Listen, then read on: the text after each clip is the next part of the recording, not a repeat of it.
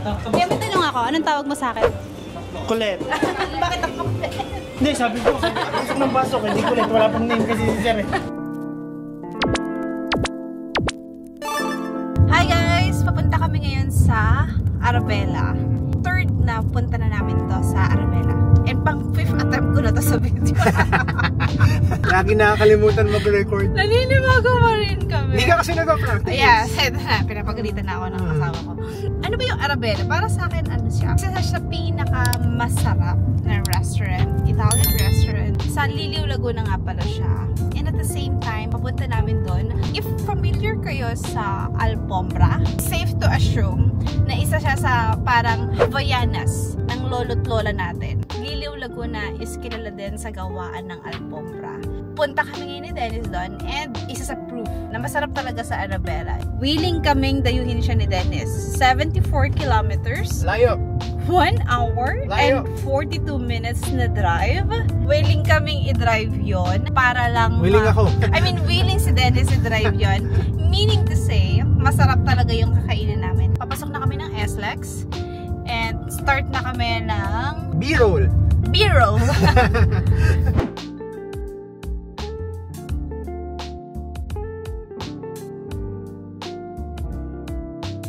Actually, a couple of weeks ago, plano na namin mag-Arabella talaga. Dadalhin dapat namin doon si Mama. Mama namin, mama niya, na mama ko sa Arabella for her birthday. Nagkataon sakto, kung naalala nyo, a couple of weeks ago, sobrang lakas ng bagyo. So guys, dahil sa bagyo, di tuloy yung plano sa Arabella. Hahanap na lang kami ng bagong makakainan. Tsaka lahat ng tawagan namin na restaurants, may San Pablo area, Laguna area, hindi rin open. Kasi sila halos close. So, ay, baka mag-mall na lang kami. Update na lang kung saan kami kakain.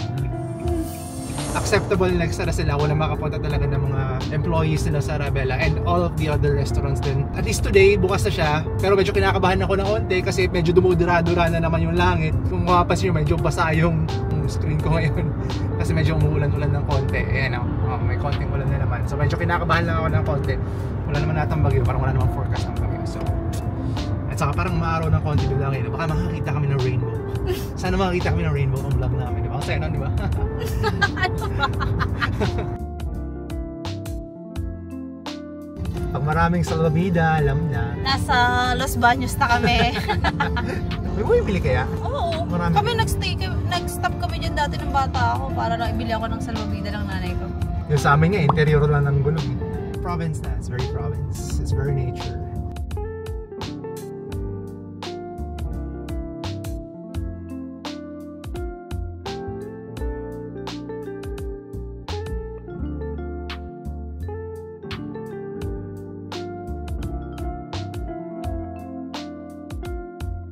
Hi guys! Hoy, dito na kami.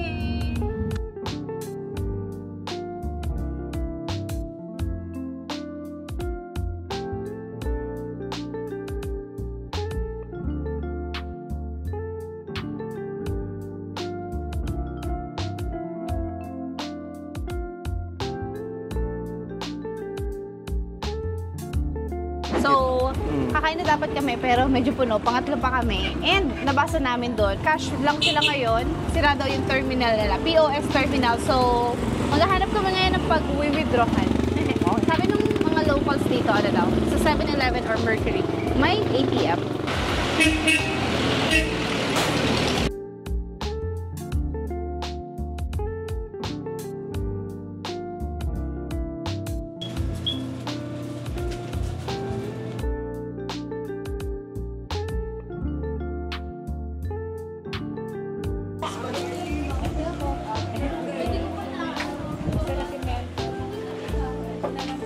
Sige po.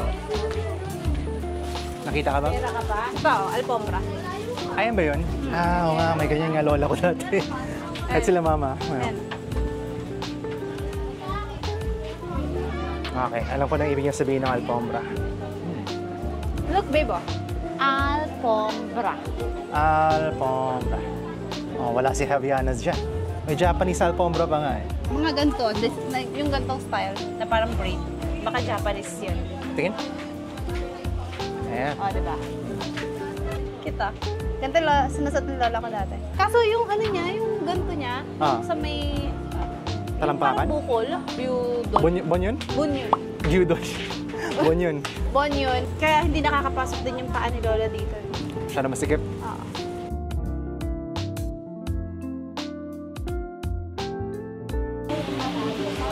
Ano, hindi ka pa tinatawagan, ma'am? Bibili ako nito. Mamaya. Bakit tinatawag? Tinawagan ka na? Hindi pa. Tagal no? Pero punta na lang tayo doon. Tagal nila kumain. So may truck lang kami konti. Mga third pa kami doon sa pila, doon sa Arabella. So nagdala-dala lang kami ng konti.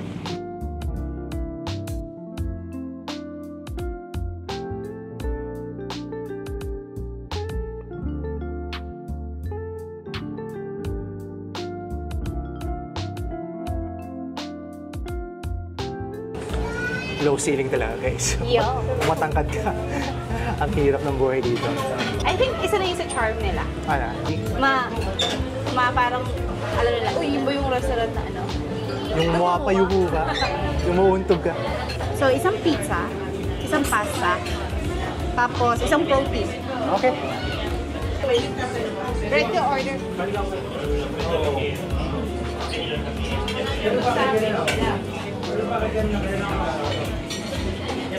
Sige, isang prosciutto na. Tapos sa pizza. Sa pizza mo, bacon, chicken, mushroom, Sige, isa na. Sapa bacon, chicken. Side dish. Chicken fingers na lang, kuya. Yun muna. Okay. Wala ba?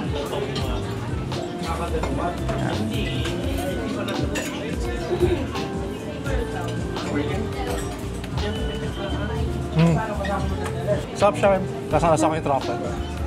Pwede, huwag mo tayo magmadali sa order dahil hindi naman sa umaga eh. Kung natapos siya maaga, Sarap, no? Ang feeling ng isang subo, no? Ang sarap ng asim. Alat. Oo. Pero more on the meat yun, di ba? Meat. Yung meat, no? Ano? Syempre. Wala ka sobra. Baka naman mamula na masyado yung pasta ko.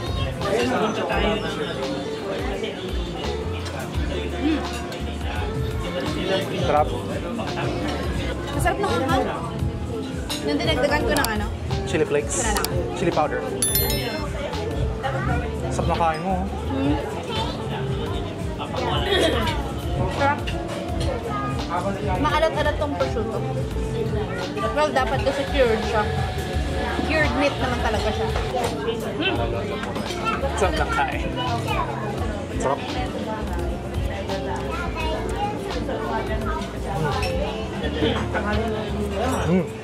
Mabos nyo guys. Wala na ako natira.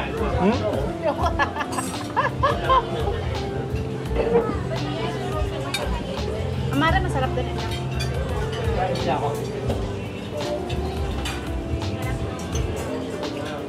Pusta. Crispy, pero chops lang. Sakto lang.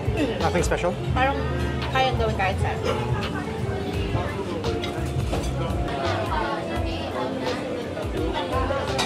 Uy, vlog to. Gusto ko siya. Masarap. Parang gusto ko siya snack while gaming. All the fingers on your D-pad. Or Netflix, mga ganun. Sarap ito. I mean, in the end, tama si Danica. It's nothing special, pero masarap.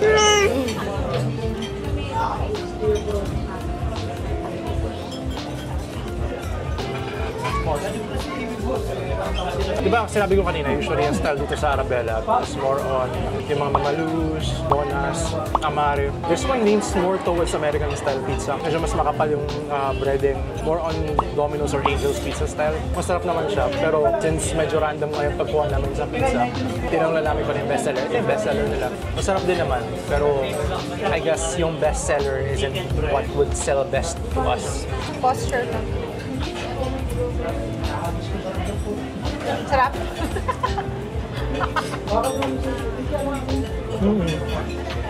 Sarap naman siya. Mas gusto ko talaga yung mga huling in-order natin. Talaga. Hindi naman chili flakes. Buksan ko kaya. Ayun o, chili flakes. May konting flakes, pero it's more on powder. Oh, yan gusto ko. Hindi ko na sobrahan na.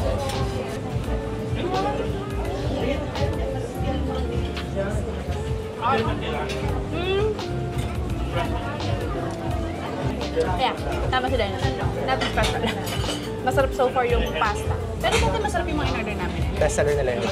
So I guess yung patok sa normal, yung mga hindi naman naghahanap ng sobrang fancy-schmancy na Italian pizza, gano'n. Kasi yung mga ganyan, leans towards mga Angel's Pizza or mga Domino's, kumbaga American style. Eh yung mga, masarap naman siya. Kasi mga previous orders namin are yung mga Italian style talaga. Hindi lang kasing lang memorable na mga una namin in-order. I guess si Dennis ang pag-ordering ko ng dessert para makabawi. Surprise me, sabi ko. Nervous naman ka. Surprise na ako. Disappointment. Pero happy surprise sa akin is yung chicken fingers, which is hindi na masyadong trip ni Danica. Pero sa akin, enjoy naman ako sa chicken fingers.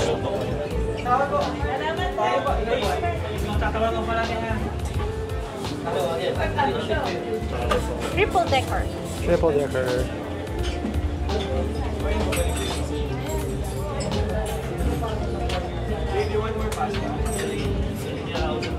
Basta. Sarap. Masarap siya? Maalat-alat yung ibabaw. Hindi ganun katamis. Salty siya, may salt. Sobrang creamy niya. Okay, the triple decker is actually my choice of cheesecake. So madami kasing choices talaga of cheesecake dun sa harapan. Kumbaga sa utak ko, gumawa ako ng bracket, parang fighting yung bracket, pinaglaban-laban ko sila isa-isa. Nag-wagi sa isip ko, gusto ng triple decker. Based on Danica's reaction, masarap siya. So try ko naman. Tingnan natin if I have the same opinion.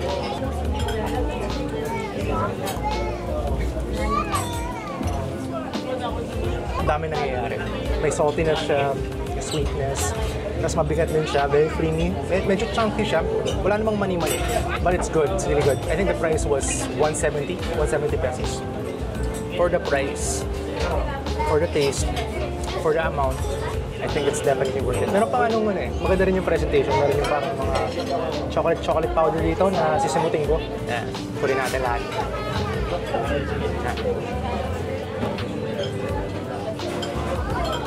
Hindi ko na masamay dun sa powder. Pero yung powder added some bitterness. Definitely. Cocoa powder siya. Cocoa powder, yeah. Definitely help accentuate yung sweetness, yung saltiness at saka yung bitterness. Sobrang compliment sa sweetness ng cheesecake mismo.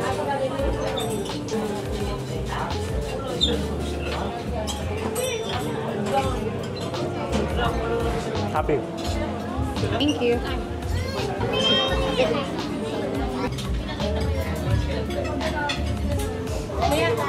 Kaya may tanong ako, anong tawag mo sa akin?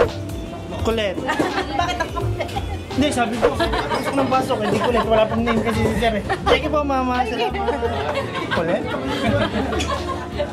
Bakit daw? Kasi yung pangalan ko sa yung pangalan ko sa sa waiting list. Kayo po ba is vlogger? Slight lang, YouTube pa lang.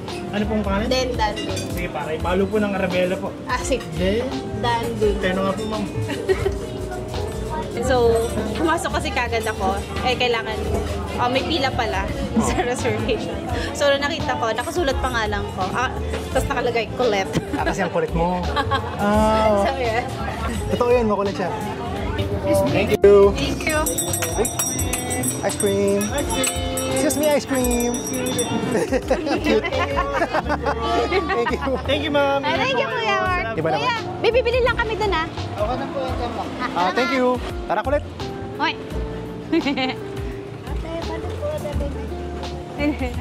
Alam mo kung ano yung tinitinda ni Lola? Hindi.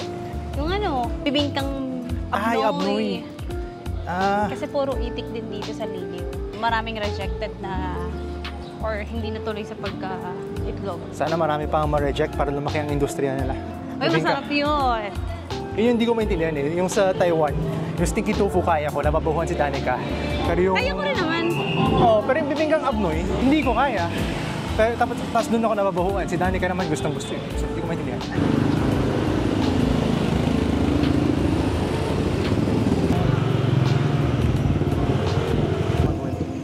Duhat nga ba ito? Duhat ba? Ha? Hindi duhat.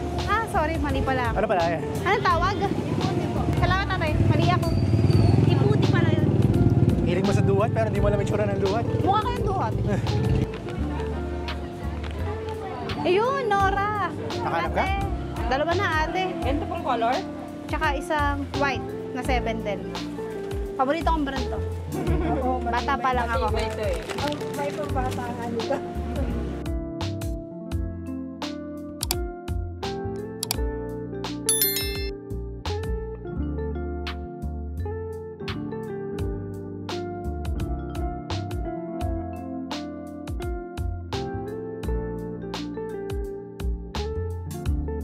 Ate, duhat.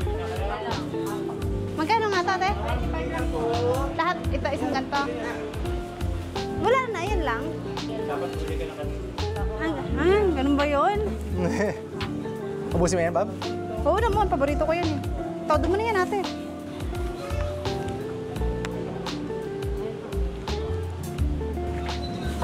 Mura niya kung sa grocery yan. Baka 300 na yan. Happy? Yeah. Nagmili ka sa atsara, di ba? Oo, papaya yung alam ko. Masarap to. Try mo lang. Oh, sige, fine. Try ko. Try mo. Kuya, patry nga siya. Di ba kuya sa kawayan yan? Hindi yun. Ay, hindi ba? Bamboo lang. Iba pala yan. Yun yung kawayan. Yan yung usan nyo. Sarap siya papakin. Sa ubod o papaya kukunin ko? Ubod para may iba. Ubod daw. Hindi, ubod lang kuya. Dalawa lang. malaki? Isa lang kuya. Magkano yan kuya? 1.3. O, tingnan mo siya naka-alfombra. Bentang-benta mo sa akin yung pang brababa. Ayan kuya. Okay. Sinantulan. Hindi ko alam kung ano yun. Pasalubong sa inyo. Ah, parang alam ko nga yun. Paborito sa... Sige kuya, isa niyan. Salamat kuya. Bye-bye. Thank you. Salamat po. Hello. Oh. Wood. Let's call it a success. Ano ko dito yung duhat kasi baka maano doon. Hindi. Gusto mo lang kainin. Yeah. Pasalubong ko to eh. Sa tatay ko. Daddy. Kaya mo siya daddy, Bob? Daddy! Daddy. Pero pag person, hindi ko makakaya. Hiya pa me. Pauwi na. Day well spent. Yung date namin ni Dennis. Worth it pa rin ba yung third visit mo sa Arabella? I think worth it pa rin kung yung in-order natin is yung mga usuals natin. Inano natin medyo nag-lottery tayo. Dinaan natin sa kung ano yung bestseller nila. For the first time, hindi ako masyado nag-enjoy dun sa pizza. And not because the pizza was bad, pero I have high expectations sa Arabella. May nakain na tayo ng unang mas masarap. Yung mga pizza nila na closer to yun nga, yung mga pizza like Nona's or like Mama Lu's, yung mga ganun. Pero yung pizza na order namin nagkataon, in terms of consistency, mas parang Domino's siya or mas parang Angel's Pizza. I mean, still better, way better than those. Pero, hindi yun yung expectation ko. So, medyo, minsan talaga yung expectation mo yung papatay sa'yo. Pero aside for that, kung pag-uusapan na rin lang kung ano yung pinaka nagustuhan ko kanina, kung sa savory food, yung pasta yung pinakamasarap talaga. Like, enjoy ko talaga siya. Wala akong nasabi nung kumain ako kasi parang ayoko na mag-review, gusto ko na lang kainin. Pleasant surprise sa akin yung chicken fingers. I mean, it is chicken fingers, pero gusto ko yung pagka-crunchy niya talaga, hindi siya soggy or anything. Tapos yung cheesecake, sobrang gusto yun. Gusto ko yung 170 cheesecake. pesos yung isang slice of cheesecake. Sobrang Heavy sarap. naman yung, cheesecake. Yeah, it's heavy. Kailangan ko talaga i-consider na hindi ako mag-isa pag kumakain ako. So, minsan ini-imagine ko, nag-order tayo ng cheesecake, it's 170 pesos. Tapos may kahati ako sa cheesecake. So isipin ko, paano kung ako lang nag-order ng cheesecake? Definitely mabubusog ako dun sa cheesecake. So definitely worth it for that price. Ako so far, ang nagustuhan ko is yung cheesecake din. Well, given naman talaga, masarap talaga yung mga cakes ng Arabella. At the same time, masarap din yung pasta. I think parehas kami ni Dennis. Pasta, pero parang nauuntian lang ako. For the price na 500 yung isang... 500 ba yung pasta? Oo, 500 yun. 500 oh yung no. pasta. Ang kagustuhan ko dito sa Arabella, kapag dinadayo ko siya, hindi lang yung Arabella yung nakikita ko. Kung mapapansin nyo, ang daming tindahan ng mga sapatos, tsinelas, dun kasi talaga kilala ang Liliw, Laguna. So, nakakita ulit kami ng alfombra. At the same time, bumili ako ng duhat na sobrang ilap sa Manila. Which is, so nag-grab na ako, pinakyaw ko na yung duhat niya. Pero, worth 50 pesos lang naman kasi yun yung natira na duhat sa kanila. Binili ko na lahat, 100 pesos. Bumili din kami ng sinantolan. Yung, santol na may gata. So, paborito rin naman yun ni Dennis. Tikman niya. And para siyang meat para sa akin. Paborito din sa bahay. So, bumili na ako ng isang bote. Yung Nora, nung bata ako, I remember, gusto ko yung feel niya sa paa ko. Kaya paborito ko siya pambahay. Bumili na rin ako ng Nora, pero pangbahay ko lang talaga yun na tsinelas. And pinakahuli namin binili is yung atsara. Pero this time, instead na regular na papaya na atsara, ang binili namin is ubod. tinikman ni Dennis, nasarap pa naman siya, and gusto rin niya ng change. So, yun na rin yung binila instead na papaya. 120 pesos yung isang bote ng atsara. So, yeah, it's a day well spent. Sunday well spent with Habibi. Habibi. Alright? Love you guys. Momwa. Bye-bye.